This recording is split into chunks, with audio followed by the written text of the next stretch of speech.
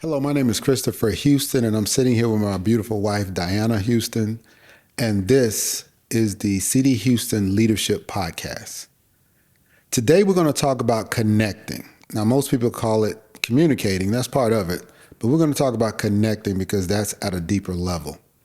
And what we did was we looked at some of the greatest communicators of our time, and we said, what do they have in common? So Diana and I kind of looked some stuff up. And we found, John Maxwell, Dale Carnegie. We found Brené Brown, Stephen Covey, Adam Grant, Daniel Goleman, Kim Scott, Liz Wiseman. Some of the greatest communicators that we've ever seen and heard, they have some things in common. And today we're going to go over those 10 things that they all kind of agree that are super important when it comes to connecting and communicating. So let's get started with the first one. Diana, how are you doing today? I'm doing great. Actually, I'm going to use one of your sayings. I'm excellent and getting better. I need to copyright that one. I need to, wait a minute, hold on. So the first thing that they have in common, the first term that they use is make it about them, not about you. John Maxwell calls it the connector's pledge. And it says, I will value people, believe in people, and add value to people. For me, adding value to people is all about what you and I started, right? This business is about helping people get to a point where they can be prepared before they're promoted. Now, when I say adding value, we do that by teaching them growth skills. Most people don't even have a growth plan, but that's what we teach. That's what we give them at the end of that series. A communications plan. How are you going to communicate? And what are the tools you're going to use? We also go straight into some leadership stuff that really takes it over the top. When people really get into it, they're like, man, I didn't even know this was a leadership term or a leadership thing. So those 3 areas are what we do to add value to people. Because how many supervisors or managers have you ever seen that they're in a position, but it's like they struggle. They know their job as far as technical piece of their job, but then you give them about 8 people to manage also along with their job, and it gets very difficult during those times. But that's what we're here for, and that's what I mean by adding value. So when those times get hard for those supervisors and managers, having someone like us that they can call or that they can have coach them really helps out. And that's the way I feel we can add value. So let's talk about making it about them, not about you. Now, whether we're talking about at work, at home, if we're talking about just in your everyday life, how do you make it about them and not you, and why? Or give me some examples of what you think about that. Yeah, an example would be to be curious. Be curious about that individual, not curious in a nosy way, and be curious or for myself. Be curious for that person. Like, what is their favorite restaurant, or what is their favorite drink at a specific coffee place? Mm-hmm. The reason I like to know that is because if I want to surprise them with a birthday gift or just, you know what, you did a great job, here's this, but adding value to someone is just really taking interest in what they like. Who are their favorite authors or favorite quotes? And for me, that is learning about that individual as I'm sitting across that person. Did I learn something from that person? Did I learn something about them? Not to use against them, but right. to be able to just know that I care and I truly value what they're saying, and I'm walking away just being able to learn about that individual, whether it's something like I said earlier, like their favorite food, their favorite restaurant, or even their mentor. Maybe they share a mentor with me that I didn't know that they valued. Yeah, no, that's good. So adding value to people is definitely what we do. Now let's talk about number 2. I like this one. Listen to understand, not to respond. That comes from Stephen Covey, his 5th habit. And connection is not transmission, it's reception. Just think about that. When you listen to understand, not to respond, here's one way that I make sure that I'm listening to understand.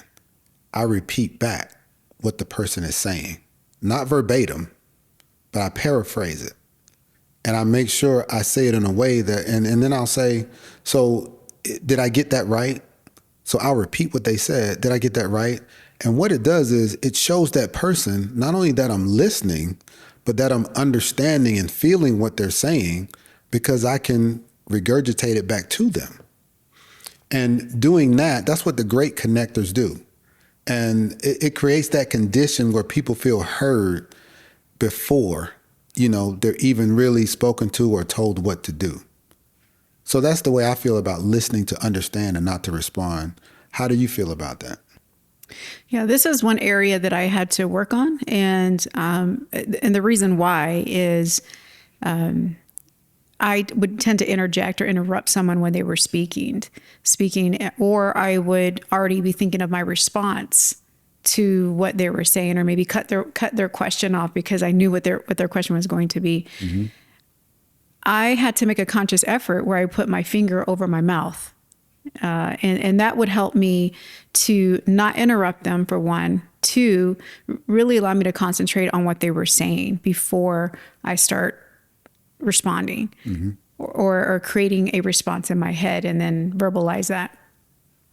But this technique, it may sound so simple, but it has helped me along the way. It keeps me from interrupting or even assuming what they're going to ask.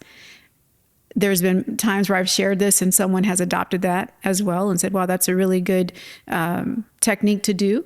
And it has helped them. So that's just something that has helped me along the way, is just put my finger over my mouth, and it just lets that person have the room and share and create a safe space so they can share what needs to be shared. Yeah, that's good. I never thought about that, but that's anything you can do to make sure that that person feels heard. Anything you can do it. The next one is find common ground and build a bridge across it. John Maxwell calls this, he did a thesis on this, and it says connection happens on common ground. Now, what that means is you have to find something you and that person have in common. And here's the thing, it could be anything from want to talk about family, want to talk about sports, want to talk about furniture. If the person's in real estate, let's talk about the last house I purchased. Whatever you can do to find that common ground, you do it. And you do it because people love talking about things that they know and they like. And if you find common ground, that means that you know and like about that topic as well. And once you get into that conversation and you talk for a little bit, that person what'll happen is in their brain, they're saying, oh, this person is like me. And I heard this saying once, and it says, people like people who are like them. And if we have common ground, that person is thinking, oh, this person is just like me. And it makes it easier to talk to that person. And it makes it easier to build not only that common ground, but you end up building friendships. So, I can remember I was at an event once and I was talking to a vice president of a company, and I don't know how we got sat to one another. But, of course, I've never been a vice president of a company. This guy's a very important person in this large corporation. And we were just sitting there for a second, and then, we kind of struck up a conversation. And, he was asking me, what did I do? And I asked him, what did he do? Mm-hmm. And of course, we did totally different things. But here's the thing. Guess what we had in common? I had a daughter in college. He had a daughter. Well, actually, Kiana was in the 12th grade. And I said, yeah. And we were going through the whole process of getting the child into college. And I said, man, I'm learning so much. And he said, me too. He just learning about the types of loans if you needed one, or learning how easy it was for the kids to just push a button in their back office and get money. And I was telling my daughter, hey, Kiana, no matter what, don't push that button. Because they're 18, 19 years old, they can actually, in their back office, there's a section where it says, do you want a loan? Do you want a student loan? And the parents don't have to sign for it. The kid can just say, yeah, and press a button in their back office. Boom, they get $5,000, $6,000 every semester. And they can do whatever they want to do with it. And they have to pay it back, after 4 years. So anyway, we were just talking about that and talking about how weird that was, and how, raising a daughter was. And that's how you build common ground with anybody you're talking to. You find one or two things that you have in common, and now you can talk about that one thing forever. But what normally happens is, after talking about that for a little bit, one or two other things will pop up, and then you talk about that. So that's my take on finding common ground. What is your take on finding common ground when you meet somebody?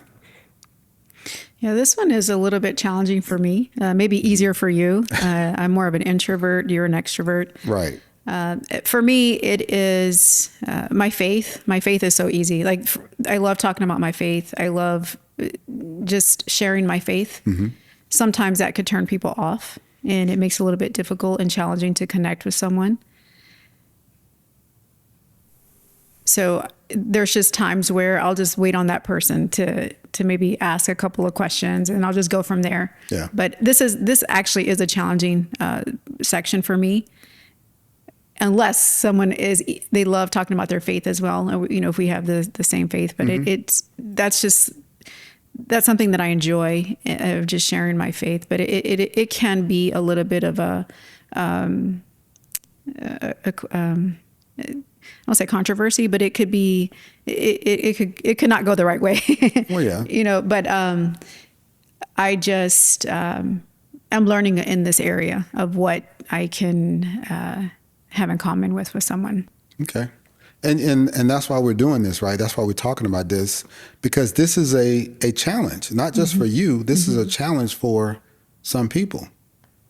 And faith is one of them, right? But our family has a motto. Our motto is faith, family, fitness, and finance. And just think about that for a second. Faith, you said, okay, it's easy to talk about that for you. My thing would be, okay, well, what's the second thing? Family. Hey, so how many kids you got?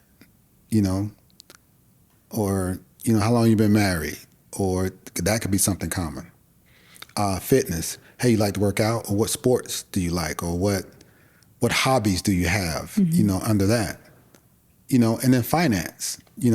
These are just topics that you can pick, that whatever topic that you have, it's not so much a passion, but you're knowledgeable in that topic. And then you just pick that. Another topic that I like to pick is photography. Because most people either like taking photos or they like being in photos. So talking about photography is another good one. Anyway, the bottom line is, great communicators find a way to strike up a conversation with someone in a way that they connect with them. So next, let's talk about lead with appropriate vulnerability and authenticity. Okay, now you just said that, you have a problem connecting, because there's just, some people just are shy or introverted. Okay, so this one, we're going to talk about vulnerability, which, of course, I'm a vulnerable guy, right? What do you think? No? Okay. No. So I'm pretty good with being authentic, because I'm going to be myself no matter where I go. Right. I have a challenge with being vulnerable. Brené Brown, she actually built a career on this. And it says people don't connect with polished people.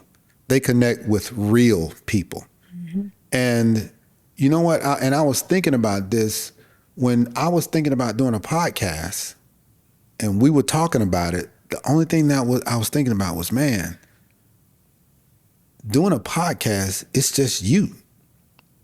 We have a topic and we talk about the topic, right? So if I sound like I'm from Birmingham, Alabama, it's because I am from Birmingham, Alabama. I don't try to speak a certain way. I just talk about the topic, read the topic, and I talk about the topic, right? And talking about topics where I can seem vulnerable, like this one, because it's something that I know, and even in some of my personality tests or assessments that I've done, that's always been an area that's like, oh, this person's, definitely not a vulnerable person, because I don't share as much as some people share. And I'm not saying one way's right, one way's wrong, but being vulnerable helps you connect, helps you communicate with that person. Now, I know that you don't have a real problem with being vulnerable. So this will be the time where you take this one and say, great connectors lead with appropriate vulnerability. What do you say about that, or how do you feel about that? Yeah, I agree with that. I have no problem being vulnerable. I have no problem being transparent. That's just one of my, I don't want to call it superpower, but that's just something it's just my natural gifting. It's just my natural personality of just being vulnerable. I truly believe in sharing my stories to be able to help someone else out.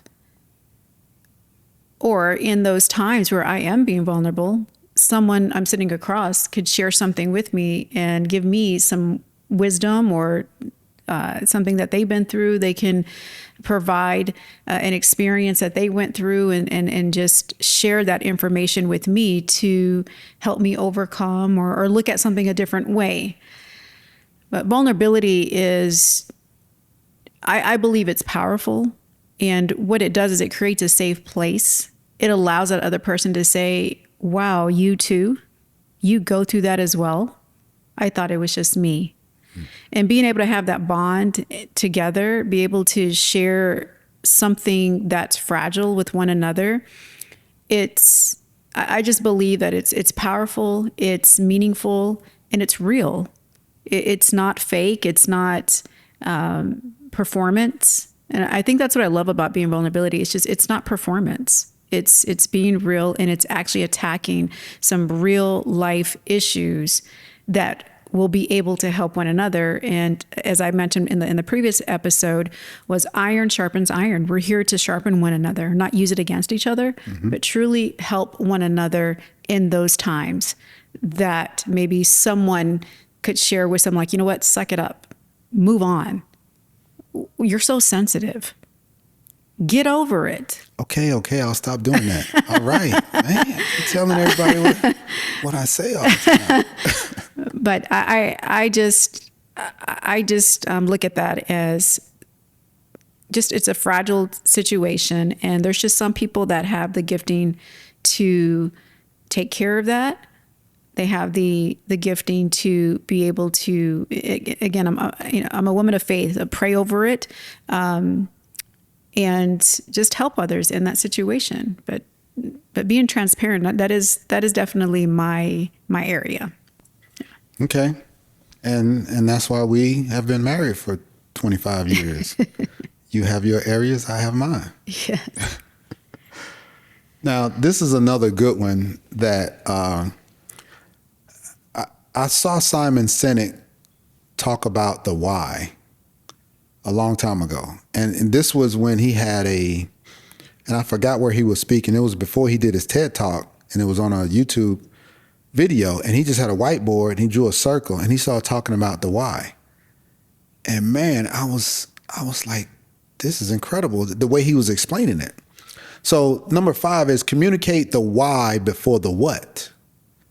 And connectors anchor every message in purpose before they unpack the steps.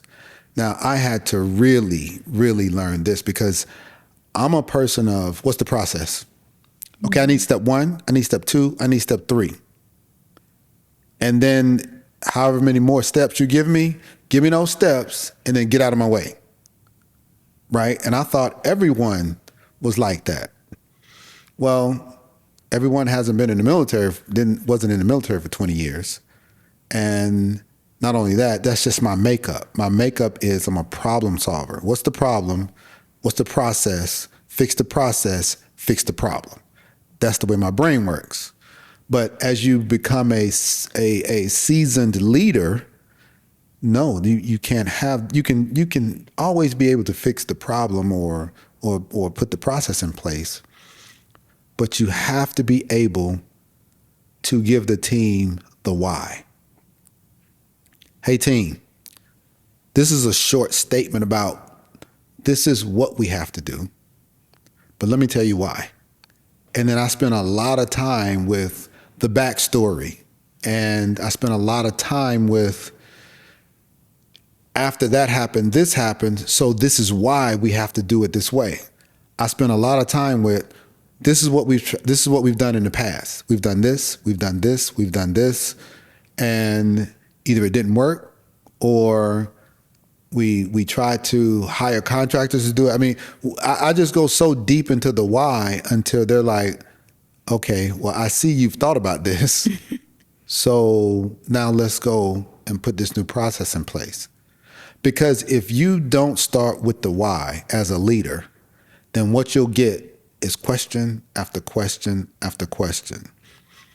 And just like, I guess, maybe in sales, if you think about overcoming objections, that's what you're doing with the why. Mm. Now, it's great. Now, the way Simon Sinek does it, he connects that why with the personal, right, with the heart. Mm-hmm. I get that. Mm-hmm.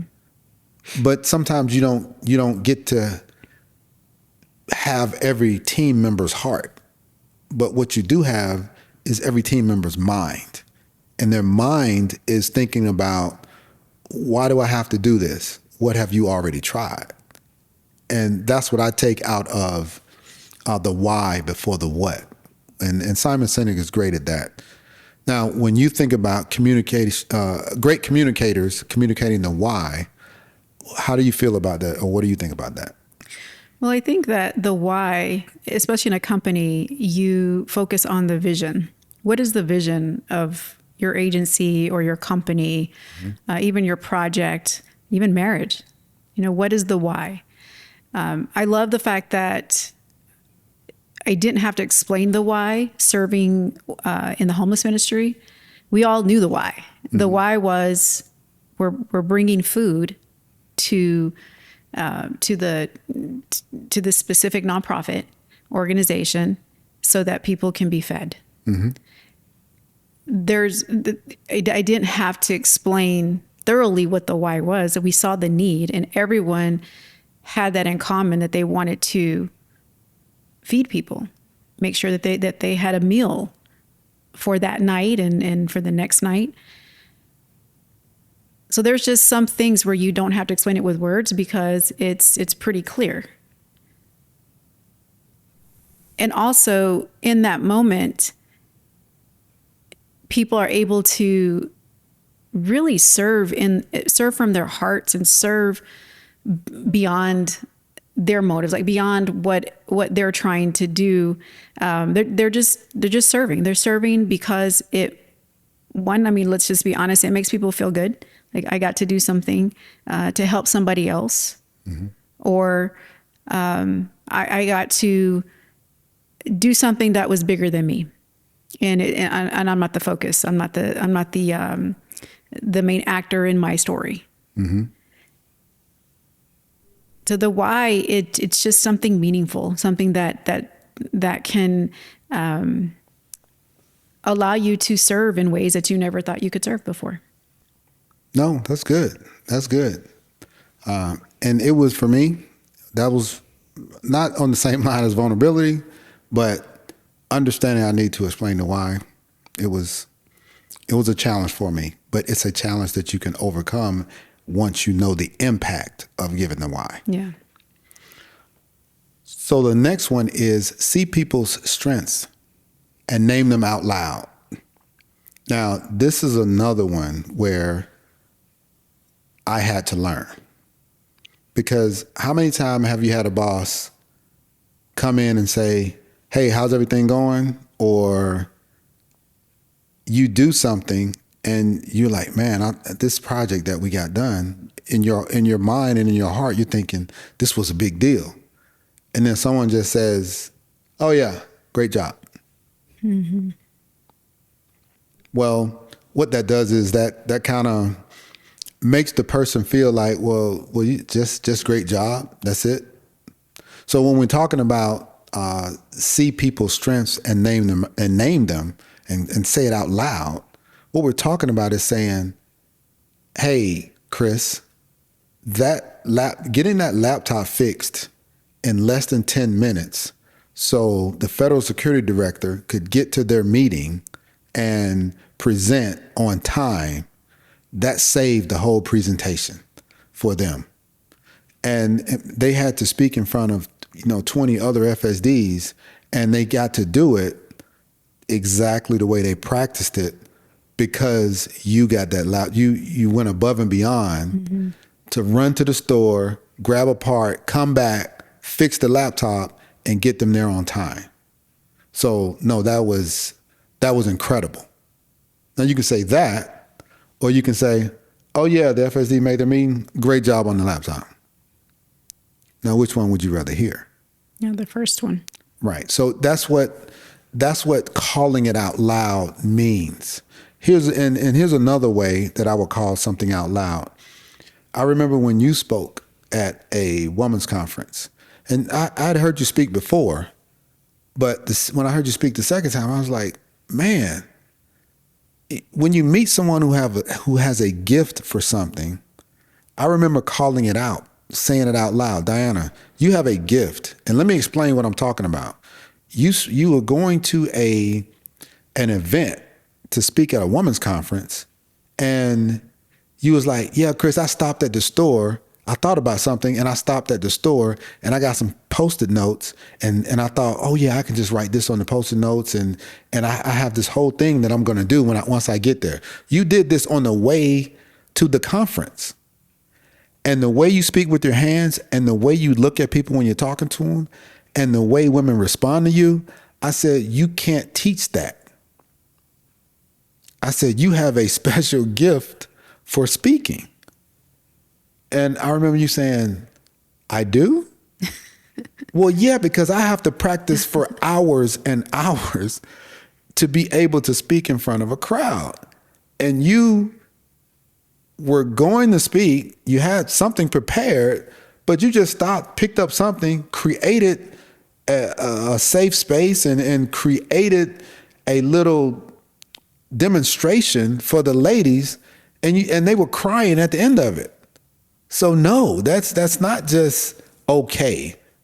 That's a powerful, powerful thing, and that's a gift from God that happens.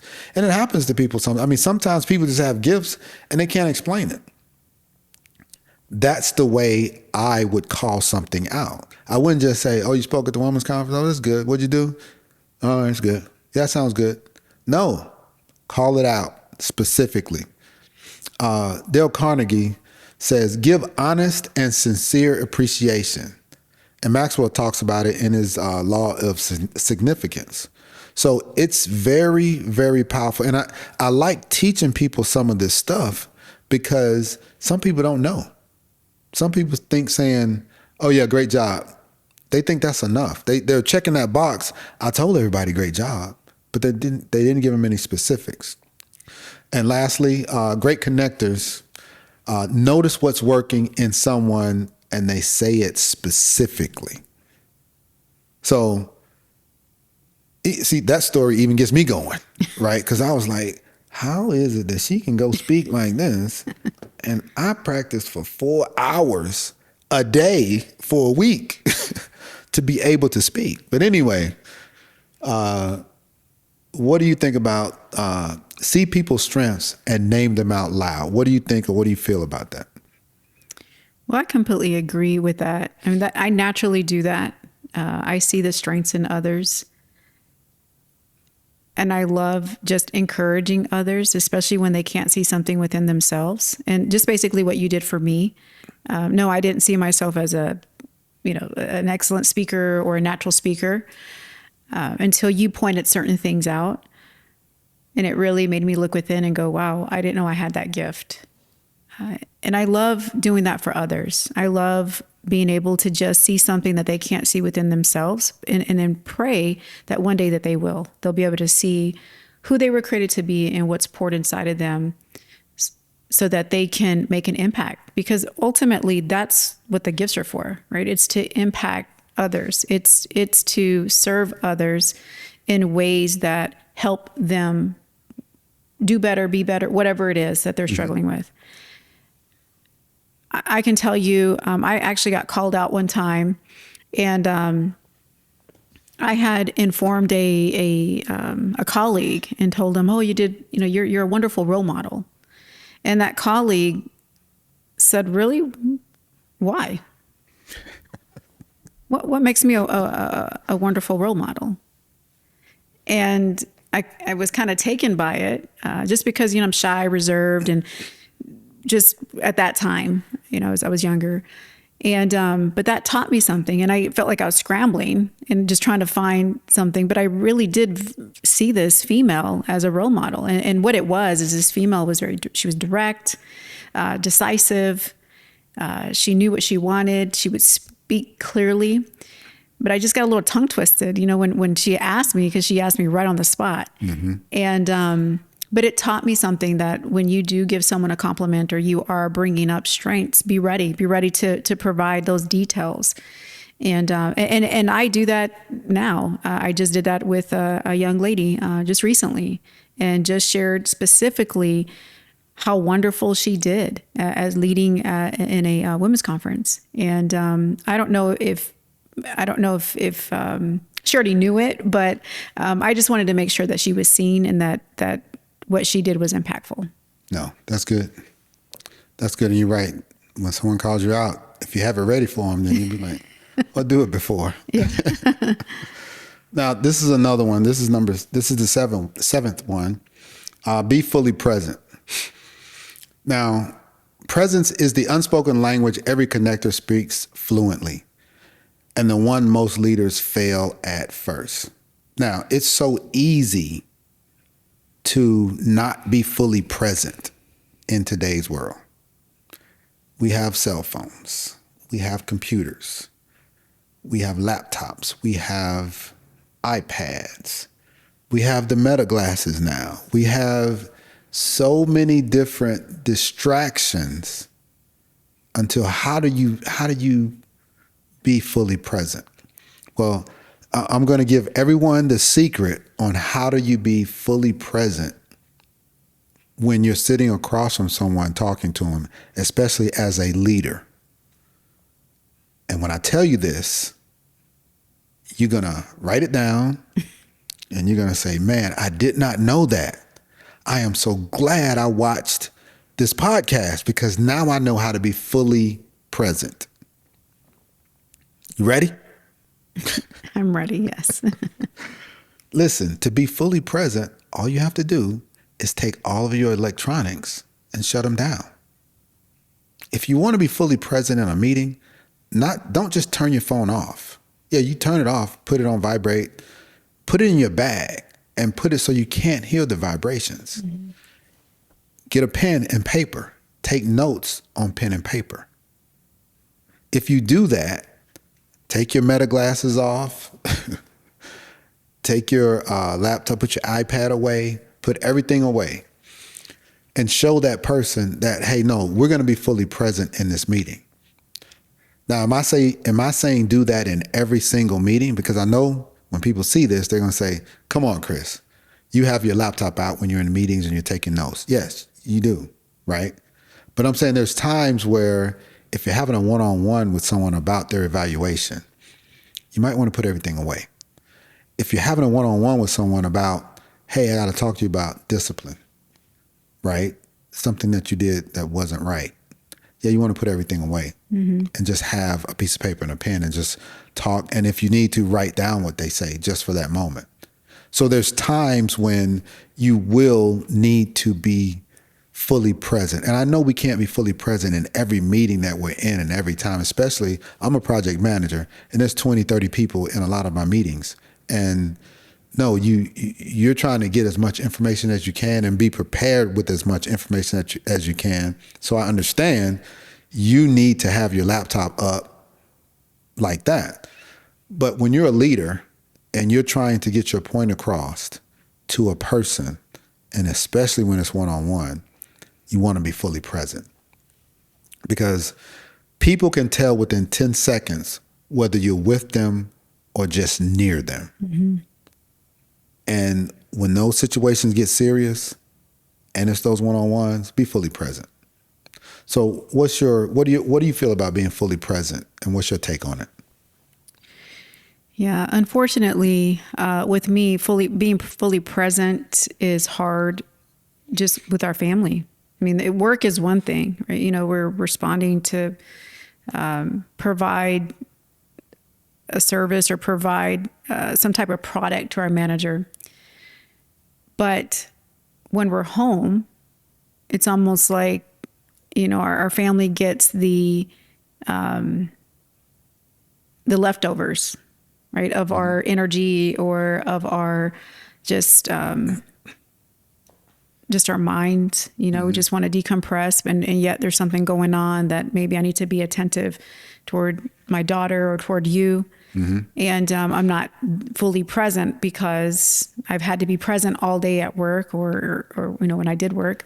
I know in one of my positions, all I did all day was listen attentively all day. So because I had to put information in a report, and I would be home and sometimes it would just be hard to really give you that undivided attention because I also had this other thing in my mind that I need to get done for work.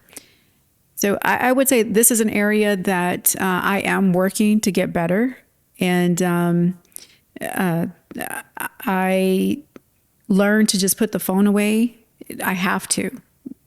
Because even with the Apple Watch, you know, you get a message. Now I've taken my eyes off of you and looked down at my watch, and I'm looking, and now I'm, you know, hearing you. But my behavior, my mannerisms is clearly showing to you I'm not listening, or I'm halfway listening. Right.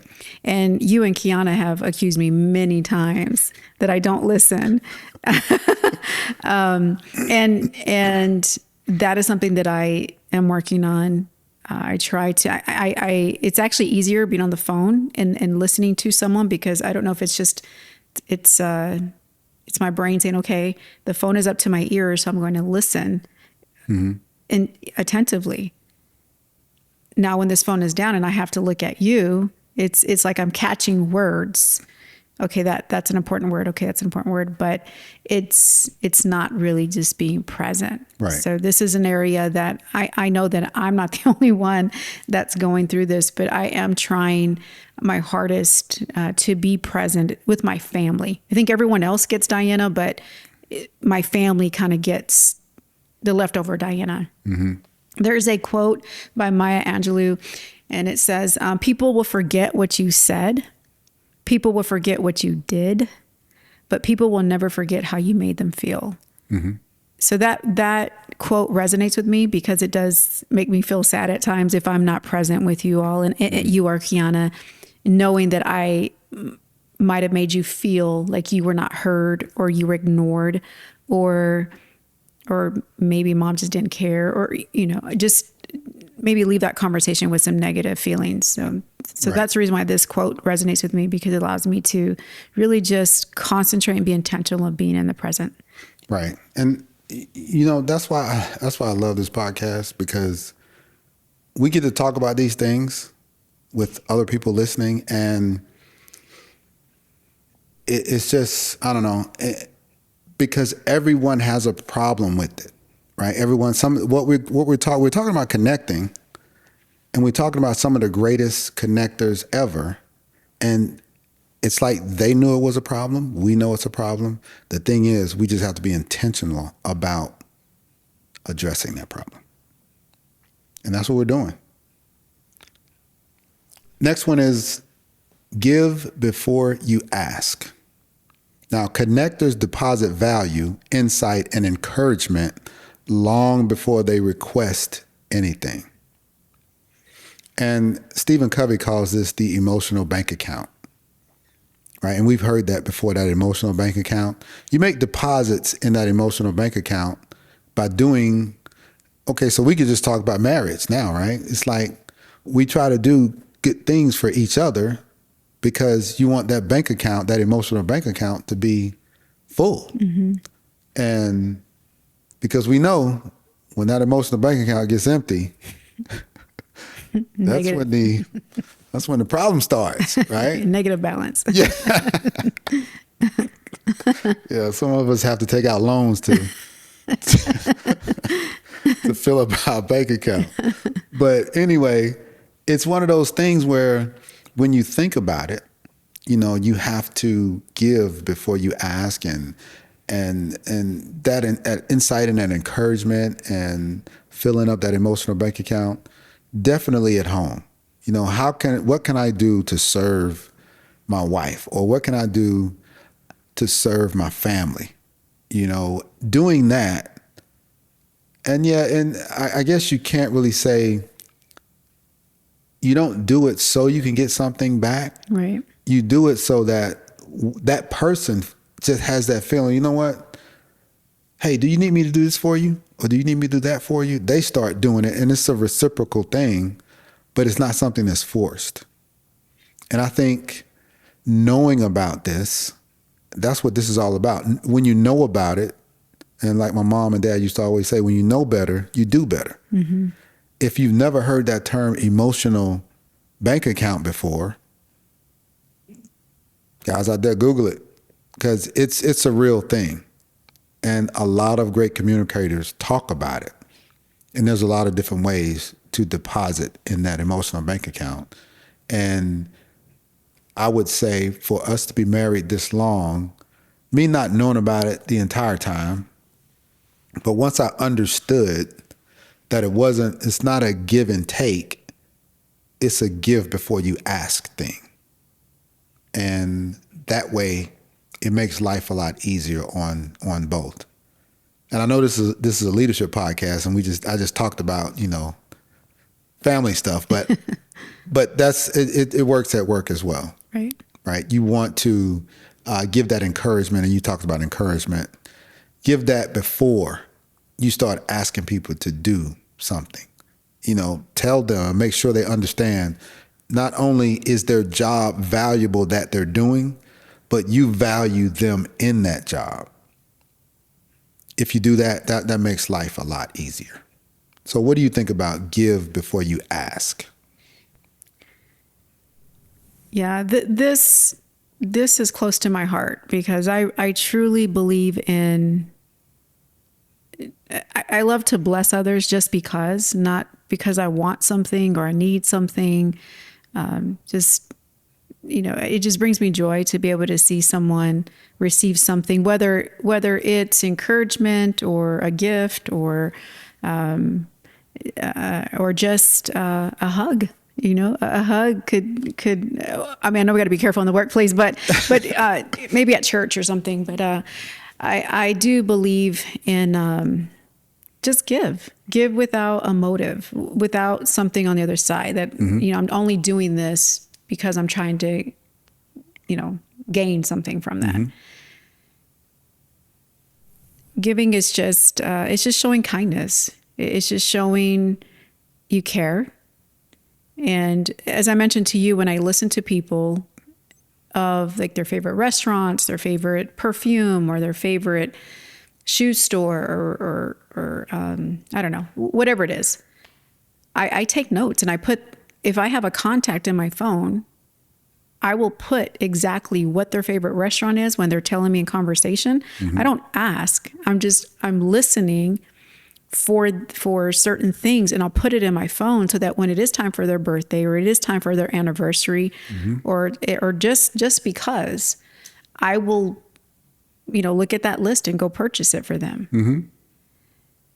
But it's not because I'm trying to gain anything. It's just that's just who I am. It's my personality.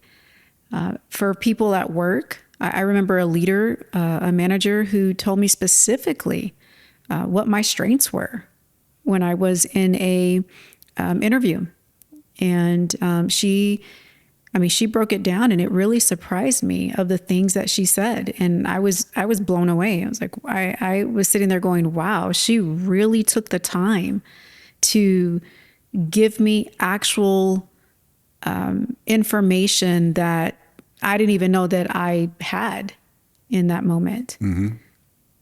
In that moment, she could ask whatever she needed. If she needed me to stay late, if she needed me to work on the weekends, I didn't care, because she just showed how much she really cared about me and how much she valued my work ethic. She not only valued the work ethic, but my character. And I loved how she modeled that for me. And that is something that I took, that I actually did that when I was a manager. I just thought that was just so valuable. It left an imprint on my heart, and it left an imprint on how I wanted to lead.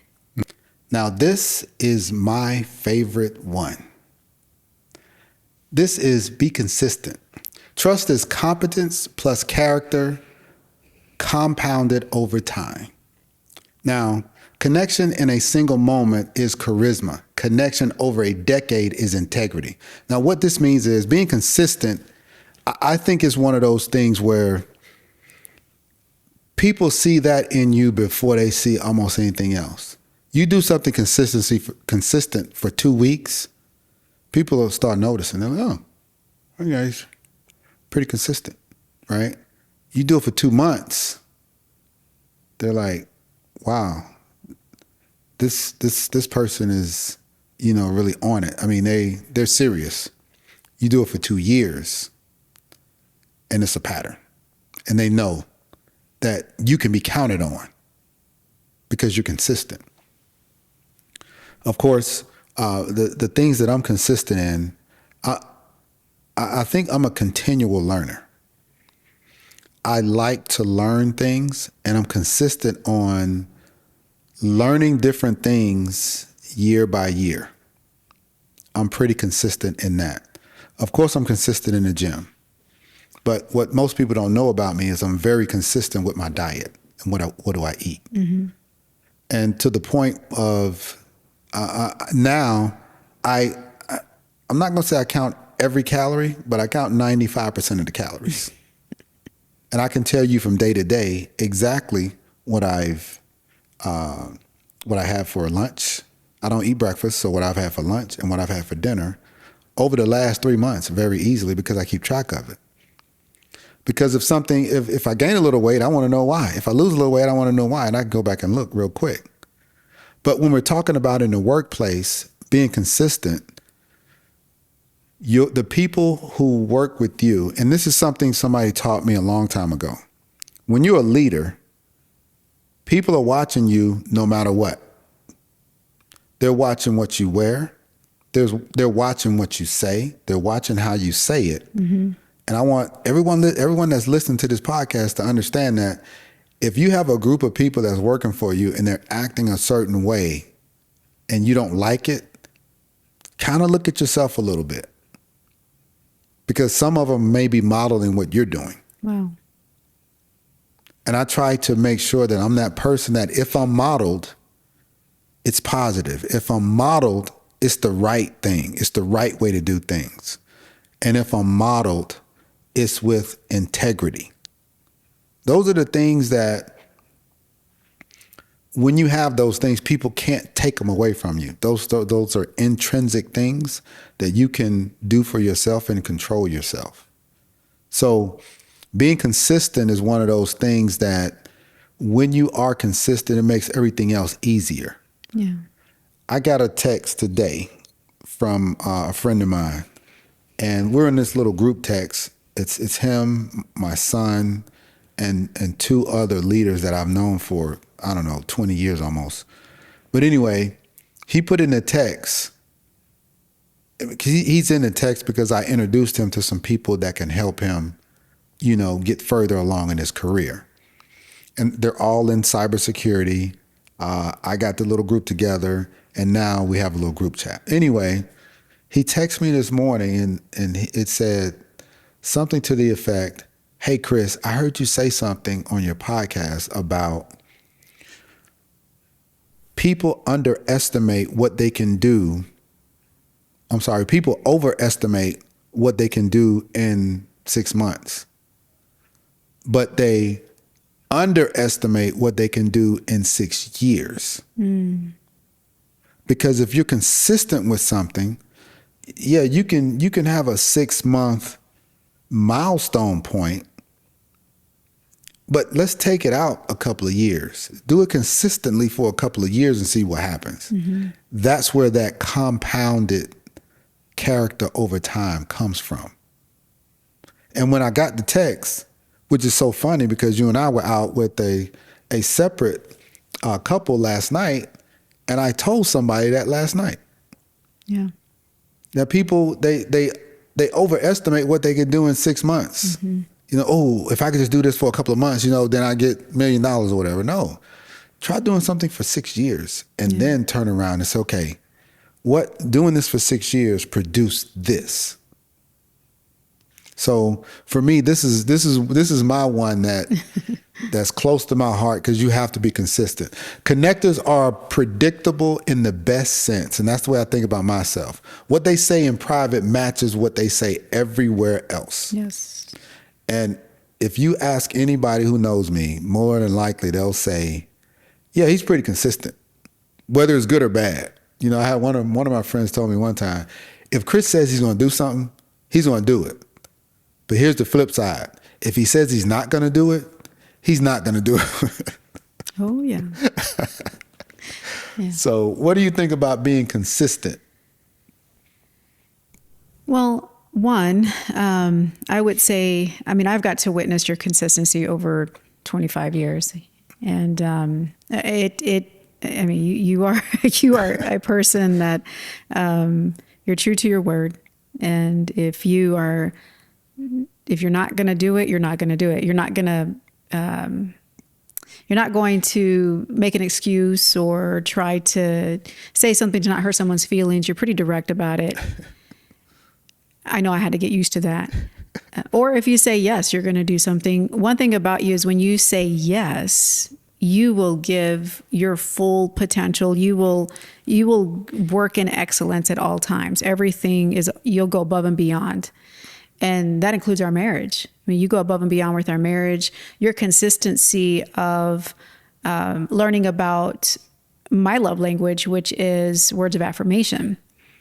Cards are just so meaningful to me. And every year, or from the time that we met, and you knew that was my love language, you always brought the cards. You would just, you buy the most beautiful cards. You express how you feel about me on a regular basis, good or bad. But one thing about you is I know where I stand with you, and I believe that other people, they know where they stand with you as well. And there's a good sense of security with that because they don't have to walk on eggshells for you, or if they don't know how you feel about them, you have no problem letting someone know. And you don't do it to be malicious or anything. Like, you do it to, you speak positive. You let them know about their weaknesses that can help them become better, or they can be challenged, or they can be stretched. Like, it's everything that you do is not to hurt others, it's to help others improve. Mm-hmm. So being able to witness this and see this in your career, in your friendships, in your family, our family, in our marriage, ministry, it's just amazing how people gravitate to you and they want that honest feedback. And it's consistent. And one thing I love about your personality is that one, you hate gossip. You hate that. Like, that's something you despise. And you always tell me, hey, if I say it here, that means that I can repeat it elsewhere. If what I say is repeatable. And I love that about you, because that lets people know where they stand at all times. And sometimes people just want to know that. Mm-hmm. So that's a gift to others. It's a gift to me. I mean, I know where I stand with you at all times, and that is through your consistency. You just don't walk the walk. You just don't talk the talk. You walk the walk. Mm-hmm. Your mannerisms, they always match. And I just believe that people respect that. I respect that. I know our children respect that. And I just believe that your consistency speaks louder than words at times. But then when you do speak, you speak with intentionality, and you speak with wisdom. Because that consistency, you end up gaining wisdom, and you're able to share those experiences and what you learned and gained through those moments. And so people gravitate to those things that you learn, to include myself. Okay, so let's talk about tell stories, don't just transfer information. Simon Sinek, John Maxwell, Brené Brown, they all say every connector teaches through narratives, because the human brain doesn't file data, it files scenes. Now, what that means is, if I'm trying to get my point across to someone, I don't just want to, okay, we need to do X, Y, and Z, period, let's go, right? I want to kind of tell a story, because facts inform, stories transform. So when you tell a story about how something impacted you, that's more impactful than just say, it made me feel good. Well, what made you feel good? Well, whatever happened. But if I tell a story from beginning to end, and I guess I'll tell it, the story that always comes to my mind is if I said, listen, when I got to Vegas this time, I was placed around a lot of Jesus followers. If that was just the beginning and the end, because that's what happened, right? I would say, and the end. Well, then you're like, okay, that's great. But if I say, hey, let me tell you a story, what happened. Before we left Hawaii, I prayed and I said, you know what, Lord, put me around a lot of Jesus followers. I want to see what that's like, and I'll do whatever it takes, to continue to try to be a better man. Well, we get to Vegas, and we start to try to find a church. So we finally found Hope, not just Hope, but Hope Las Vegas and Hope Henderson, as a church. And we went to Hope Las Vegas for a little while. We went to Hope Henderson a couple of times, and we picked Hope Henderson to go to. Well, there was a marriage conference that went on. So we went to the marriage conference, and we went there because we're continual learners. We're always looking for ways to improve our marriage. So we're at the marriage conference, and we're sitting at a table with, I think, 4 other couples. And we're having, small talk. We're connecting. We're finding common ground. And I'm just doing the natural thing, just connecting. And the second day of the conference, we go over to one of the breakout sessions that was in another building. So I go to the restroom, I come back. And when I come back, you're standing there saying, Chris, the couples, they want to ask you a question. And I'm like, okay. So 2 couples come over and they're like, hey, would you and your wife be our mentors? Mm-hmm. And here's the thing. This is how I know this was a God moment for me, because whenever someone puts me on the spot and they ask me a question, my normal response is no. My normal response is no, because I can always come back and say yes. I can always change my mind and come back and say yes. That's the way I work. That's the way my brain works. But for some reason, and it must have been the Holy Spirit, for some reason I was like, oh yeah, sure, we can do that. See, because I didn't know. We had just met these people, so I didn't really know that much about them. But something just prompted me to say, oh yeah, we can do that. And then as soon as me and Diana got home, I'm like, what did I just do? So, because we didn't know them. We had just met them that day. Or I'm sorry, the day prior. So we known them 2 days. So we go to after the marriage conference, they had a breakout session. It was every Monday for it was 4 weeks or 6 weeks. It was a continuation of some of the breakout sessions. So we were going on those Mondays, and the second Monday, they said, hey, since you guys are, the pastor came up to me and he said, hey, it's great that you guys have a little group that you're going to be meeting, and you're mentoring. He said, so you guys are going to be a small group, right? And I'm thinking, what is a small group? And he's like, yeah, I was talking to Erica, and all you guys need to do is just get a book and you can start your small group. Okay, so now we go from mentoring to it's a full-blown little church small group. But it's only the three couples. And I said, okay, yeah, we can do that. We just need to get a book. And then one of the members said, oh, I have a book. We can do sacred marriage. We can just go through that book. And I'm like, okay, this is going fast. And then after that, Diane and I go to a retreat that was up at Mount Charleston. And after about same thing happened, after a couple of days, one of this gentleman, he says, hey, my wife and I, we wanted to ask you guys, do you guys have a small group? And we hadn't even started yet, but because this was like a weekend after the breakout session. And I was like, well, yeah, we kind of have one. We haven't started yet, but we're going to get started in another week or so, another couple of weeks, because we're getting the book together. We're getting everything together. And they were like, and he had his phone number ready. He said, well, here, my wife and I, we want to be a part of your small group. And then there was another couple sitting on the side, the opposite side of us, opposite side of my wife. And she asked Diana, hey, what are they talking about? And Diana tells her the story about the small group.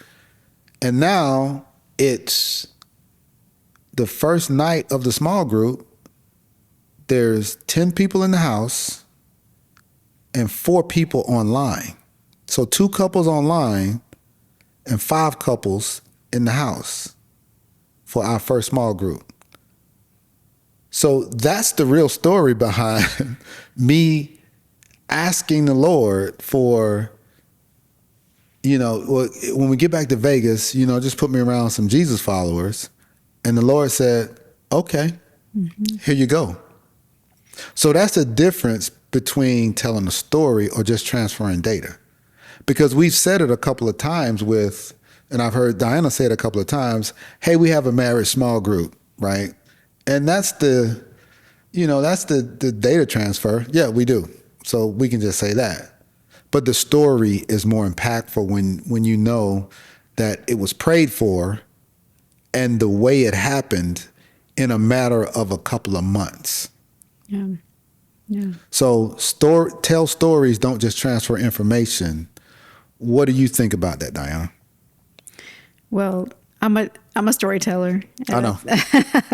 And I could be long-winded at times, but I believe in telling the story. I love the Bible. The Bible tells stories, and it gives you, as you're reading, it gives you a picture in your mind of what it looks like at that time.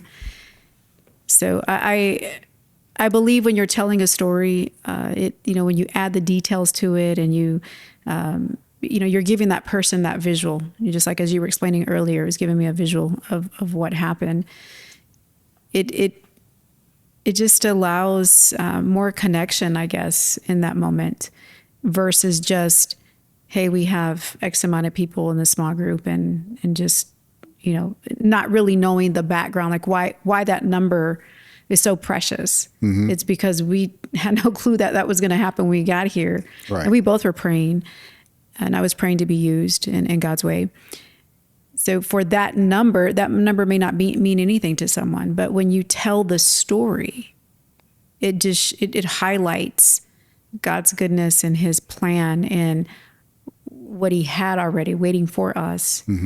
And I just love the fact that we're being used as vessels for his purpose, his glory. And not only that, but what the couples are learning is they're also paying that forward to another couple and what they're learning. So it's not about us in the sense of numbers. It's not about that. It's truly about connecting and with genuinely, authentically.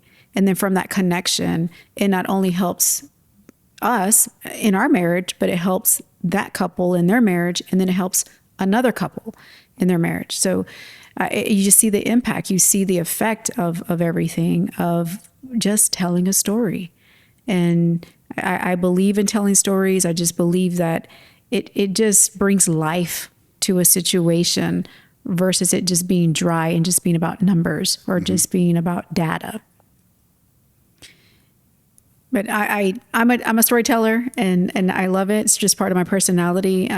You tease me about being long-winded, but in this case, I shared a little bit more, elaborate a little bit more, but it's just because I love storytelling of just highlighting the goodness of something. Yeah. It's definitely a way to get your point across, and all great connectors do it.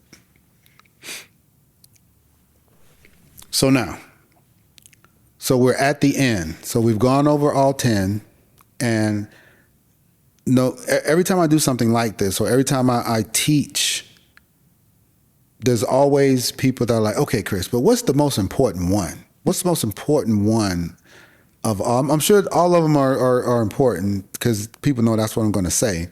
But what's the most important one? Well, I'll tell you what I'll do. I'll meet you halfway.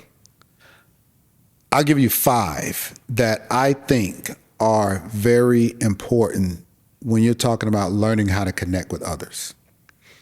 The first one is make it about them, not you. You have to do that. The second one is listen to understand. The third one is finding common ground. The fourth one is lead with why. And the last one is be consistent. If you can just work on those 5 intentionally, then you'll become a great communicator. It's inevitable. Because while you're working on these 5, the other ones will appear as well. So that's what I have to say. And hey, listen, I know we've been on a little while today, and we'll see how long this video is, but if you like what you heard today, don't forget to like, subscribe, and leave comments. And when you do that, that tells Diana and I, hey, let's make more of these. So listen, my name is Christopher Houston. My beautiful wife is Diana Houston. Thank you very much. Good night, and God bless.